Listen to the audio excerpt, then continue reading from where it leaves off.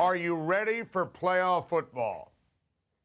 I am indeed ready, Adam. 17 weeks of grueling hard work in the rearview mirror. Wish we had slightly more attractive matchups this weekend, but when there's money to be made, we'll take full advantage.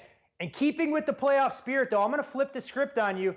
Houston, a 3.5-point home favorite against your beloved Oakland Raiders, who are now playing without Derek Carr. You get to lead for us, Adam. Take your pick. Wow, how about that? Todd Fuhrman, I didn't even know that was happening, throwing it to me. Listen, Todd, I got to tell you, I always pick the Raiders. I always make fun of you for not going with Oakland. But the minute Derek Carr, who I voted for MVP, the minute he suffered the broken fibula, I'm out. I'm done. It's like Jerry in the contest. I'm out, baby. It's over. Look, Brock Osweiler will take care of business. Can't believe I'm saying that, but it's true. Connor Cook, first NFL start in the playoffs against Jadeveon Clowney on the road. Ugly game. Osweiler ready to Brock and roll. Texans win and cover 13-6, the final score. You know what, Adam? I actually have to agree with you here because to use a line from earlier in the week, I know what the Brock is cooking, and it's a good defensive effort from the Houston Texans' #1 rated defense. They'll force Connor Cook into some ill-advised throws and turnovers. And most importantly, the Houston Texans won't just win this football game and get to the divisional playoff. They'll cover as 3.5-point home favorites. I love that, Todd Fuhrman. Keeping me on my toes. I can't get enough of that. Yeah, that was a good line. You know what the Brock is cooking. The Seattle Seahawks favored by 8 on Saturday night when they host the rebuilding since 1957 Detroit Lions. Todd Fuhrman, take your pick. It's never a good sign, Adam, when the team has to come out and say they're going to retain their head coach, and he's got a playoff game on the horizon, which was just the case in Allen Park, Michigan this week with Jim Caldwell. The Detroit Lions have limped to the finish. This team is extremely banged up, down some key contributors. Their lockdown cornerback Darius Slay was hobbled last week against Green Bay and looked like a shell of his former self. You look at Matthew Stafford's numbers outside this year, and he's averaging less than a touchdown pass a game.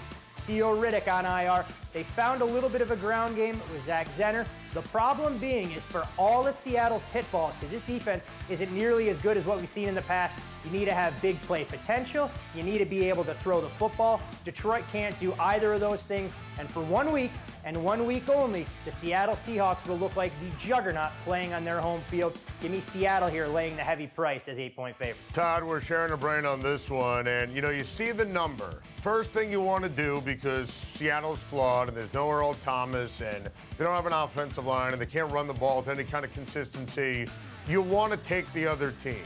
But Detroit's dreadful. They've lost 3 straight for a reason. The only reason they made the playoffs was the genius and the toughness and clutch play of Matthew Stafford early in the season. Now he's not 100%. That middle finger on the throwing hand is an absolute mess.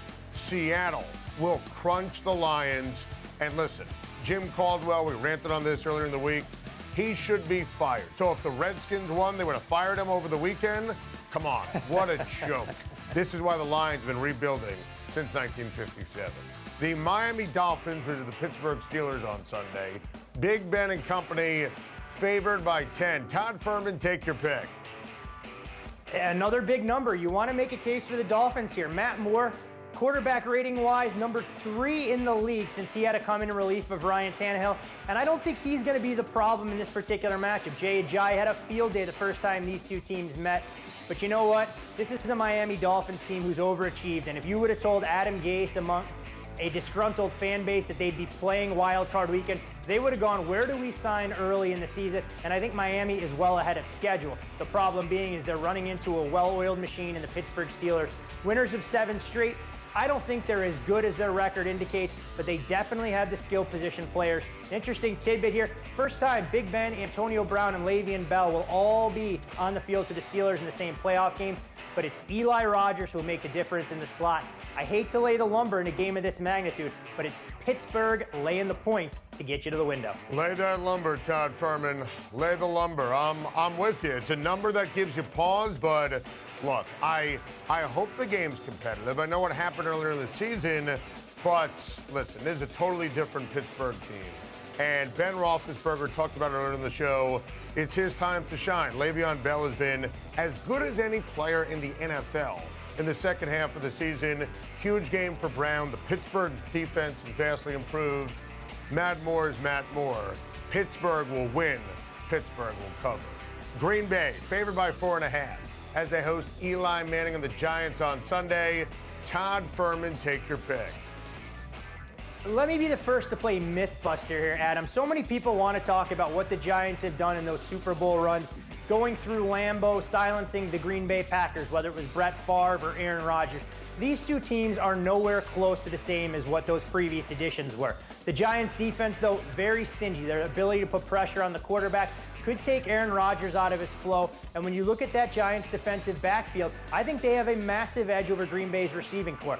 The Packers should get the services of Randall Cobb back, which helps with their balance in the passing game. They've shown the ability to run the football with Ty Montgomery and Christine Michael. And with single-degree temperatures in the forecast, you have to worry about Green Bay's big play potential. I know the Packers' secondary is banged up, and ultimately that's what leads me to a play to back the Giants as an underdog. I'm not sure they'll win this game outright, but in what I think is a low-scoring, defensive-minded battle, 20-17 feels about right. And last I checked, that would be a cover plus 4.5. Listen, you're right about the 17. You're wrong about the 20. I've been screaming all week. Green Bay, Aaron Rodgers, take care of business. There's no way Aaron Rodgers is losing this game. 27-17. Pack wins, Pack covers.